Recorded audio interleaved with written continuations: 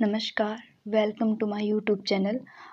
हम बात कर रहे थे लोक देवता के बारे में, जिसमें हमने गोगा जी, बाबू जी और जो तेजा जी के बारे में बात की थी, और आज हम बात करेंगे रामदेव जी के बारे में। हम स्टार्ट करते हैं। हम स्टार्ट करते हैं रामदेव जी के बारे में। अगर रामदेव जी के बारे में हम बात करें तो रामदेव जी का जो जन्म है वो 1352 ईस्वी के अंदर उड कामेसर बाड़मेर के अंदर भाद्रपद शुक्ल द्वितीया के दिन हुआ था। ये तंवर वंशीय राजपूत परिवार से थे और इनके पिता का नाम अजमाल सिंह तंवर और माता जी का नाम मेणादे था और पत्नी नेतलदे निहालदे थी। और उसके बाद अगर हम बात करें नेतलदे के बारे में, जो वर्तमान के अंदर पाकिस्तान है, वहाँ देल सिंह की पुत्री थी ये, जो नेतलदे थे। वो बाबा जो रामदेव जी हैं वो मल्लीनाथ जी के समकालीन माने जाते हैं। उसके बाद इन्होंने जो मल्लीनाथ जी भी पोखरण क्षेत्र में जागीर के रूप में दिया था। ऐसा माना जाता है कि जो मल्लीनाथ जी थे ने उन्हें पोखरण है जो जागीर के रूप में बाबा रामदेव जी को दी थी। इनका जो घोड़ा है वो नीला या लीला कहलाता है और गुरु है वो बालीनाथ जी थे। बहन सुगना या लाछा 2 थी। धर्म बहन थी डालीबाई। भाई बीरमदेव बलराम का अवतार मानते हैं। अगर हम इनके कुछ उपनामों के बारे में बात करें तो कृष्ण का अवतार, राम सा पीर, पीरों के पीर, ठाकुर जी, रुणेचा राधणी, सांप्रदायिकता के देवता माने जाते हैं। सबसे इम्पोर्टेंट यही है कि इन्हें सांप्रदायिकता का देवता माना जाता है। समाधि की अगर हम बात करें तो वो राम सरोवर तालाब, रुणेचा, पोखरणा, जैसलमेर के अंदर स्थापित है। भाद्रपद की जो शुक्ल एकादशी होती है वो यहाँ पर मेला भरता है और अनेक श्रद्धालु यहाँ पे आते हैं। तो अभी हम नेक्स्ट इनकी जीवन कथा के बारे में बात कर लेते हैं। जो रामदेव जी है, जैसे रामदेव जी अपने भतीजे दहेज में देकर रुणेचा जो रामदेवरा नामक एक नया निवास स्थान बनाया था और इन्होंने जो बाल्यकाल में ही या बचपन में ही पोखरण जैसलमेर में गोधन का नाश करने वाले भैरव जो राक्षस हैं उनका वध कर दिया था। बाबा रामदेव को संप्रदायिकता के लोक देवता, रुणेचा राधणी, ये सब मैंने आपको बताया। इनके उपनामों के साथ इनको जाना जाता है। ये इनके अलग अलग पर्चे हैं जो इनके किए हुए जो चमत्कार हैं, जिन्हें हम जो लोक भाषा के अंदर पर्चे कहा जाता है, जिसके थ्रू इन्हें उपनाम दिया गया है। और रामदेव जी बलीनाथ जी के शिष्य थे, जैसा मैंने आपको बताया इनके गुरु थे। ये कामड़िया पंथ की स्थापना की थी।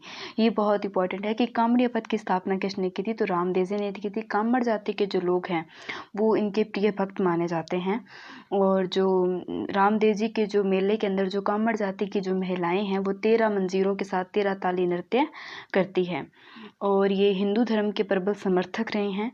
और इन्होंने जो हिंदू धर्म के अंदर शुद्धिकरण के लिए ही शुद्धि आंदोलन चलाया है।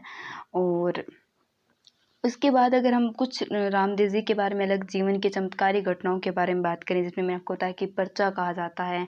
जो इनके धार्मिक स्थल है वहाँ इनकी जो 5 रंग की जो पताका या ध्वज होता है, जैसे नेजा कहते हैं, और जो इनका प्रमुख वाहन जो नीला घोड़ा है, इनका जो प्रतीक चिन्ह है वो चरण चिन्ह है, यानी पगलिया है, जो कंदम के वृक्ष के नीचे स्थापित किए जाते हैं। जिसे और इनको जो कंदम के वृक्ष का जो स्थान होता है उन्हें थान कहते हैं, या रामदेव जी के मंदिर को देवरा कहा जाता है। और जो इनके प्रिय भक्त यात्री होते हैं इन्हें जातरू कहा जाता है। और जो इनके शोषण के विरुद्ध इन्होंने अभियान चलाया था, जन जागरण अभियान चलाया था, जिसे जम्मा जागरण कहा जाता है, लोक भाषा के अंदर नॉर्मली लोग बोलते हैं ऐसा। और रामदेव जी के लिए जो रात्रि जागरण जम्मा कहलाता है। रामदेव जी जो है वो एकमात्र ऐसे लोक देवता थे जो कवि थे, जिन्होंने 24 बणिया नामक एक प्रसिद्ध जो कहते हैं कि एक रचित रचना की थी 24 बणिया से। वो एकमात्र ऐसे लोक देवता हैं जो कवि थे।